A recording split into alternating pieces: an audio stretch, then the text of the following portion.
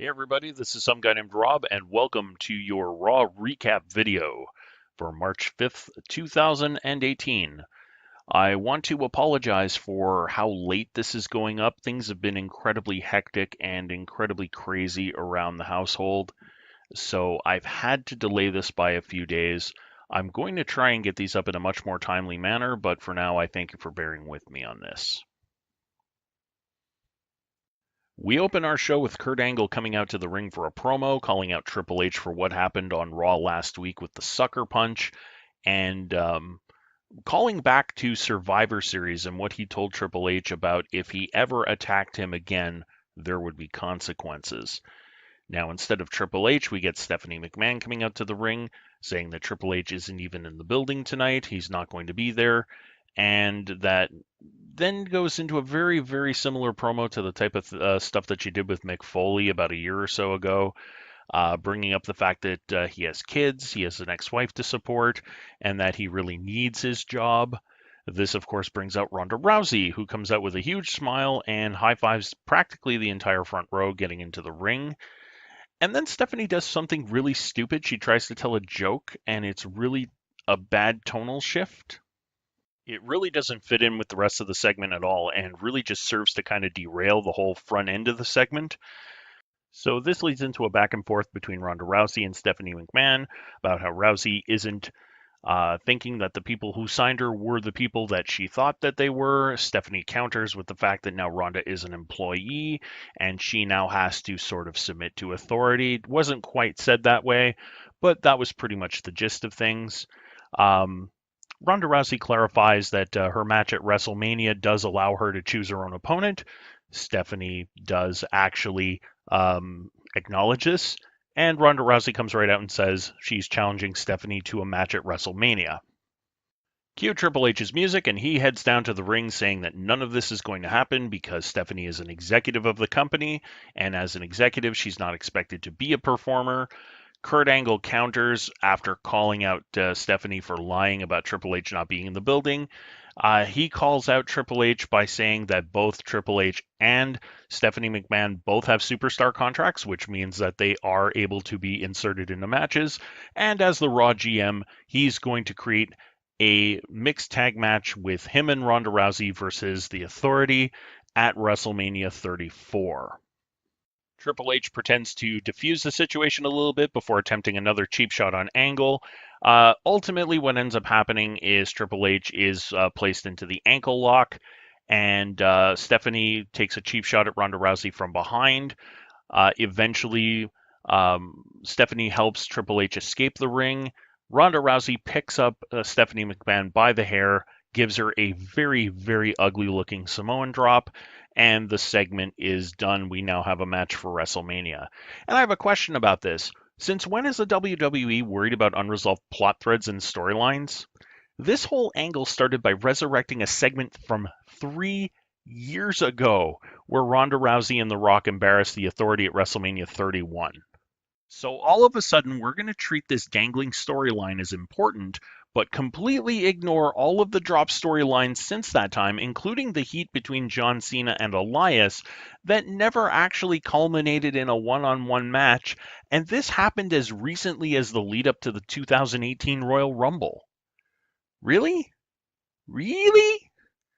Now we're attempting to turn this into a grudge match where there was actually no grudge that existed. Is this literally the best idea the writers had to come up with a debut for Ronda Rousey?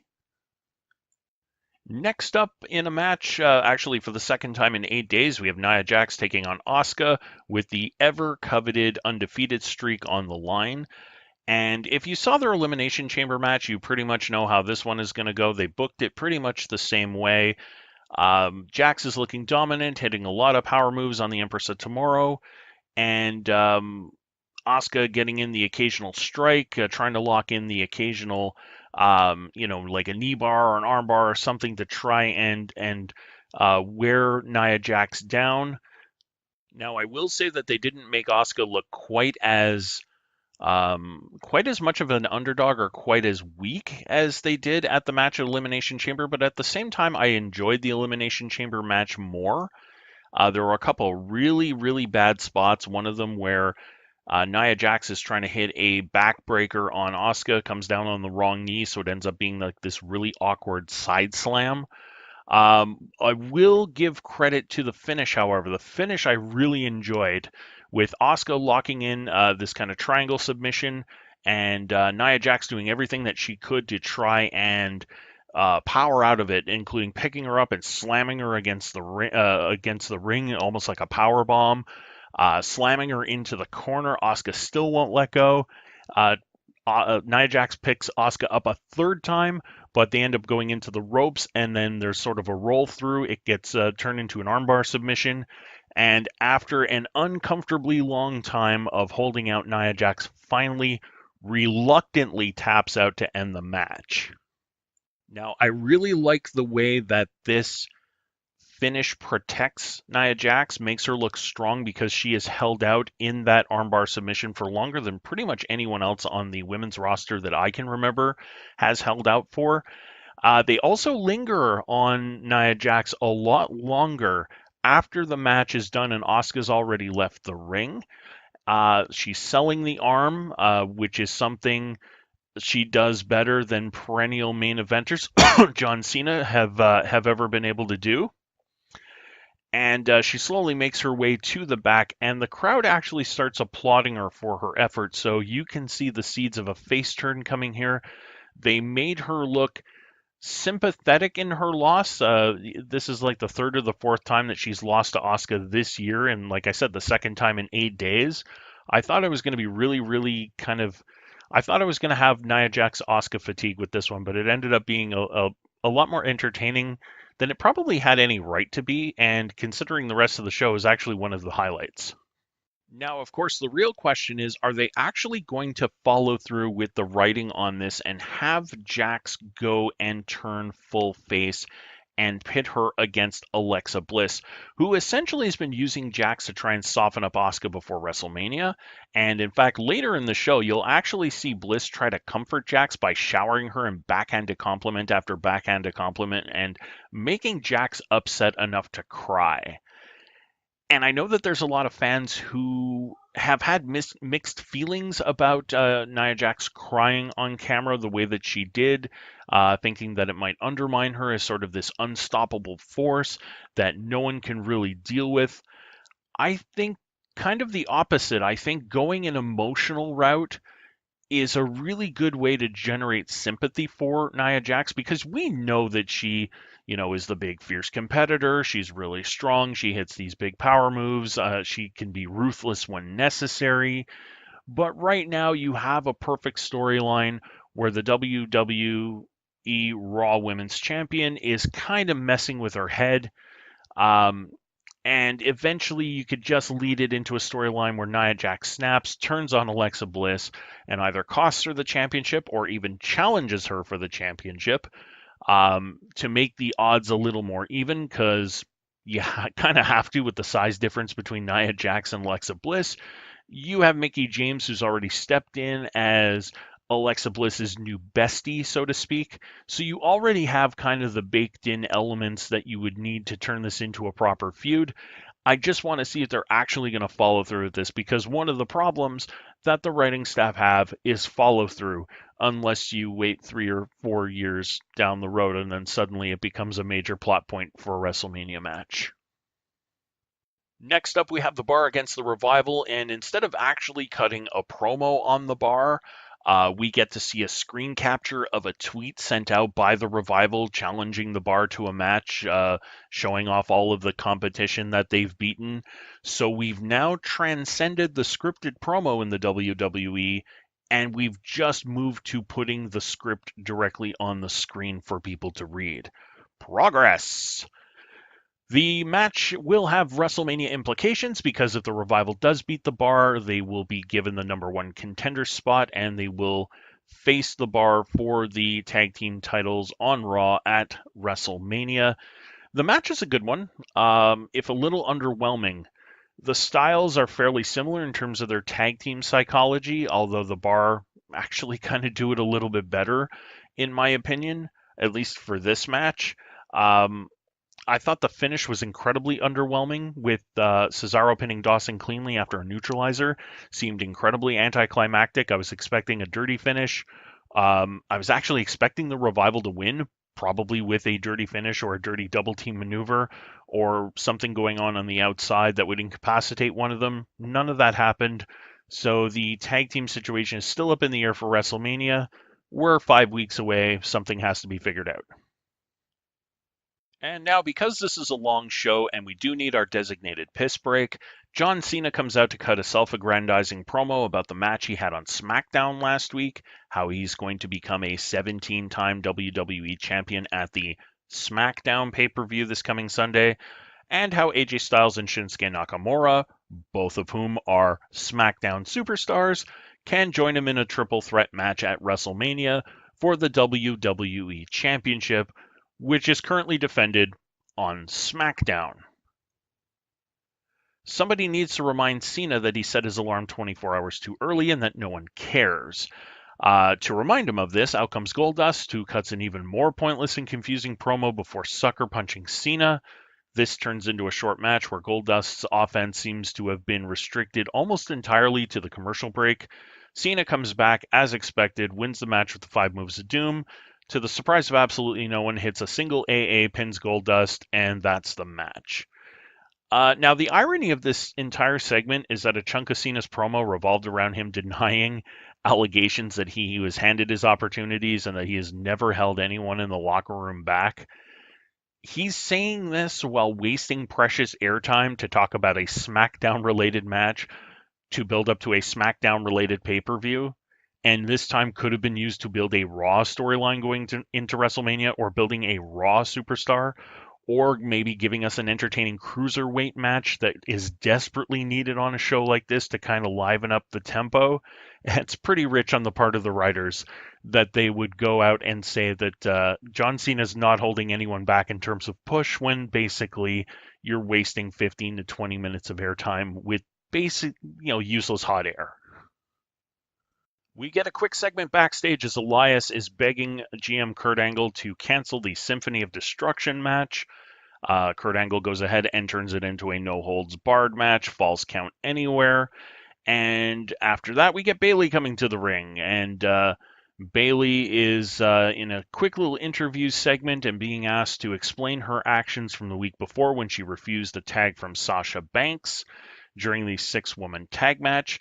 And as Bayley tries to sort of fumble her way to explain her feelings, out comes Absolution.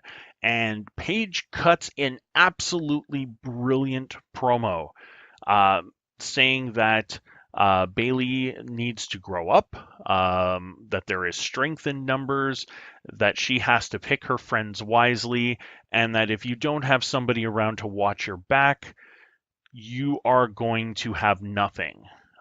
This kicks off a fairly entertaining match between Bayley and Mandy Rose. Rose is fairly dominant through the beginning of the match, looks really strong going into the break. Coming out of the commercial break, Bayley fights back to go back and forth. Bayley starts to gain the upper hand. Sonya Deville gets up onto the ring apron to try and cause a distraction, which you would normally expect a heel to take advantage of to win the match or come very close. Instead, it ends up turning into Bayley, who hits a surprise roll-up, gets the pin, and the match is over. Absolution hits the ring, starts the beatdown on Bayley. Sasha Banks comes running in for the save. After Absolution bails, Sasha Banks lifts up Bayley's arm in victory, goes to hug Bayley. Bayley pushes her away, walks out of the ring to end the segment.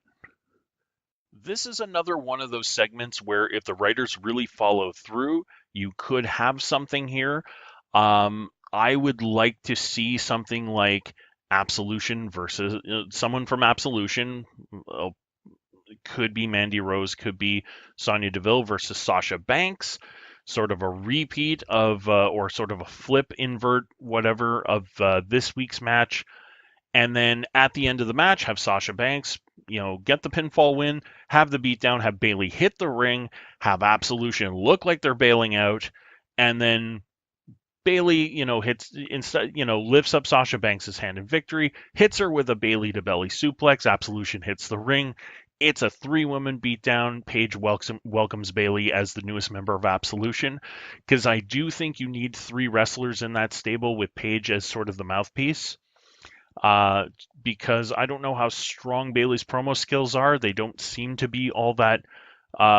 She doesn't seem to have that confidence on the microphone, and I don't blame her considering how poorly she's been booked for the last forever.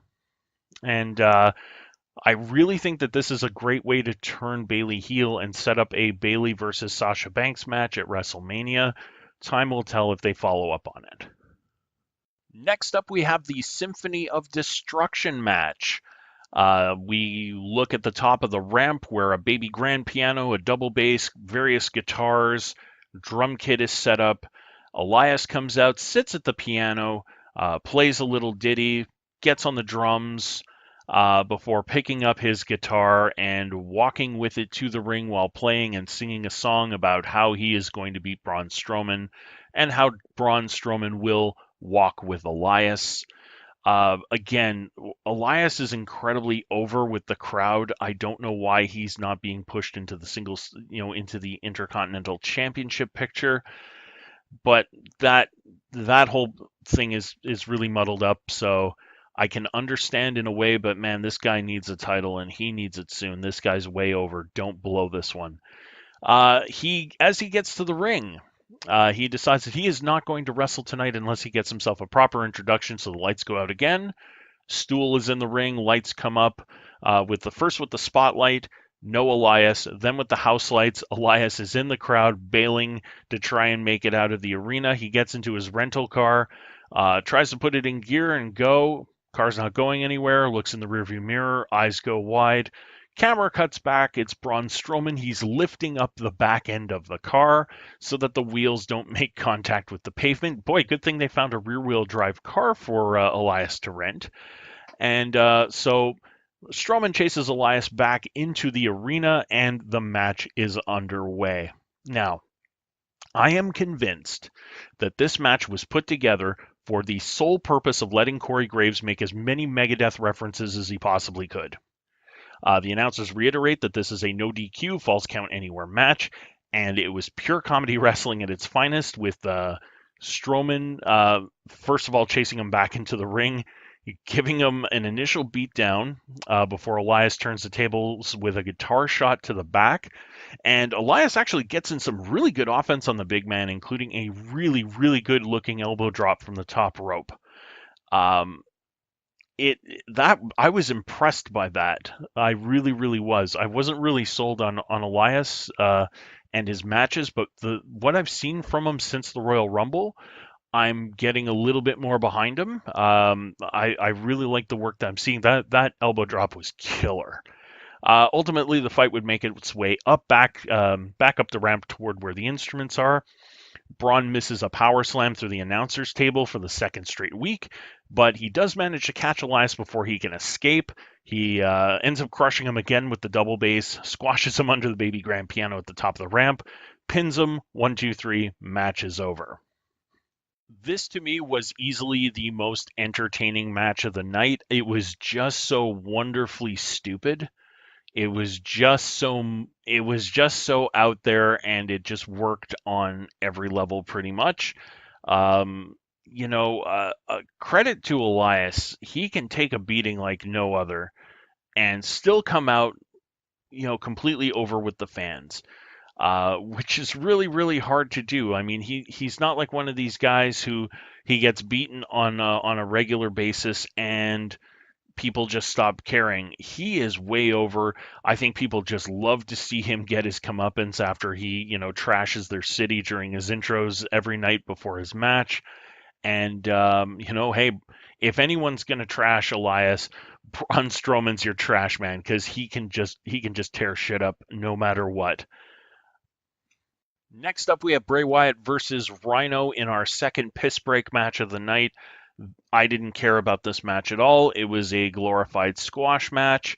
Wyatt then gets on the mic and calls out Hardy, who comes up on the video screen to announce that the ultimate deletion will soon be coming from the Hardy compound. I'm sure there was more to this, but I couldn't pay attention. This feud is so tired. The Woken Matt Hardy character is one that I find to be irritating and pointless. The Ultimate Deletion just seems like it's eventually going to rank right up there with the Chamber of Horrors and the Kennel in a Cell on the list of match ideas that seemed like a good idea at the time, except that they weren't, and the writer should be fired. The Miz comes out next to do his Mizzy Awards as something of an abstract promo on Kurt Angle and the two guys that everybody already knew the Miz would face at WrestleMania for the Intercontinental Championship because they're lost for ideas and have a complete hard-on for multi-man matches, no matter how little sense it all makes.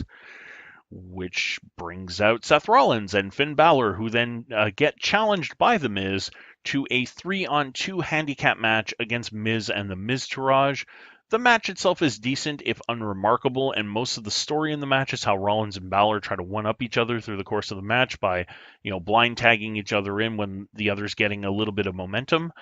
To the surprise of absolutely no one, Miz gets pinned. It ends up being after a curb stomp by Rollins. Kurt Angle comes out onto the ramp after the match to confirm what everyone already knew.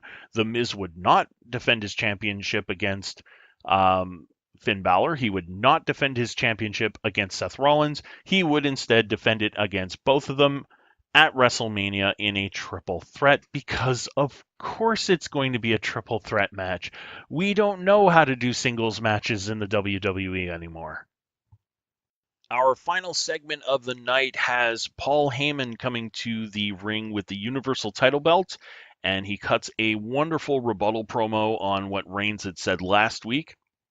Now, I'm not going to rehash the whole thing, but just say that this promo left me with mixed feelings.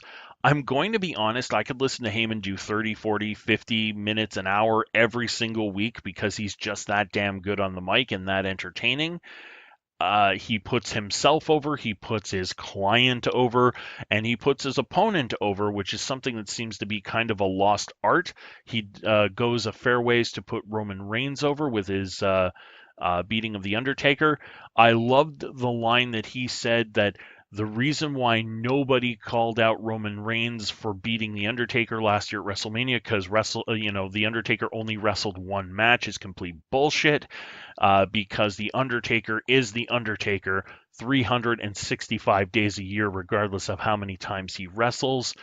Leave it to Heyman to put over his opponent, put over himself, put over Brock Lesnar, and put over someone who is only very tangentially related to the match, in as much as Brock Lesnar and Roman Reigns have both beaten The Undertaker at WrestleMania. I expected that to be part of the promo, and it was.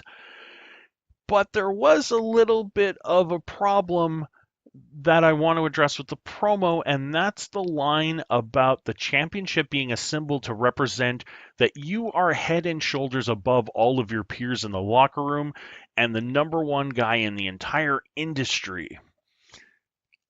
Everybody knows that's not Roman Reigns. And outside of the biggest marks on the planet who would rank Reigns as head and shoulders above the Raw roster, you're not going to find too many people who believe that, which makes having Reigns win, because he's going to win, let's face it, they're going to give him the coronation that they wanted to give him 3 years ago, but fans wouldn't get behind him. And it's just going to be a mess, because this is pretty much Heyman coming out and telling the writing staff, this isn't going to work, folks. This is going to backfire in your faces, and I'm going to have a big laugh at your expense. Eventually, Heyman kind of wraps it up, says that Brock Lesnar will be there in person and that Reigns can say whatever he wants to say directly to Brock Lesnar's face. This, of course, brings out Roman Reigns, who comes out to the ring, I think, to the detriment of the promo. Because now Reigns ends up looking a bit like a bully because he's intimidating Paul Heyman with his size and his strength. We know Paul Heyman doesn't bump. So what was the point? What was the point of bringing him to the ring to have that stare down versus having Roman come out on the ramp saying exactly the same things? And then you can have the two on more of an equal footing where they can stare each other down at a distance, and there's no expectation that Roman Reigns is going to do something to Paul Heyman, because that's kind of a lose-lose situation. Yes, if Roman Reigns bumps Paul Heyman, yeah, okay, you get cheap pop out of the crowd, but everybody knows Heyman doesn't bump. That's not his shtick. He's a talker. He's not like a Bobby the Brain Heenan who would do the talking and the bumping, or Jimmy Hart who did the talking and the bumping. He's not of that type. Not anymore. He was a little bit like a long time ago, but not anymore. So doing that would make no sense.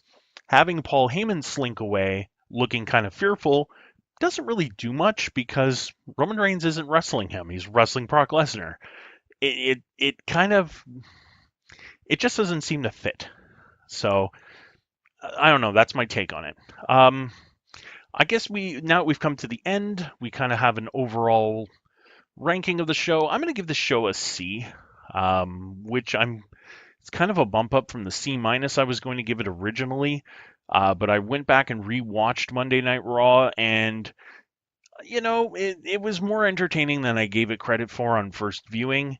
It is a middle of the road show, and oh my God, have the mighty have fallen since that epic 2-hour gauntlet match 2 weeks ago. But yeah, I'm not really getting a whole lot out of it other than what's going on in the women's division, which oddly enough has been the most entertaining part of the show for the last couple of weeks. So anyway, that's my take on Monday Night Raw. We're going to try and get next week's Raw review up on Tuesday for all of you, and we'll see you in the next one.